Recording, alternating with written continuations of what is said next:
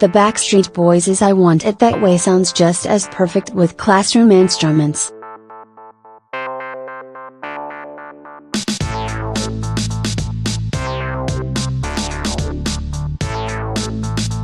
If you ever needed proof that the Backstreet Boys' I Want It That Way is the world's most perfect pop song, listen to it being performed with classroom instruments.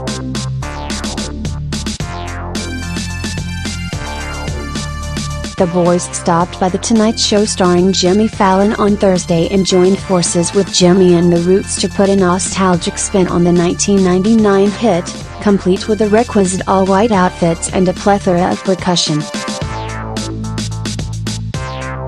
Almost 2 decades after its release, the boys can still hit all those high notes and harmonies perfectly, and if anything, the track sounds even better with added Marcus and glockenspiel. Prepare to take a trip back to your teens as you watch the band jam with Jimmy and co., then catch them singing in an elevator with a group of very lucky, and very excited, fans. BSB forever, you guys.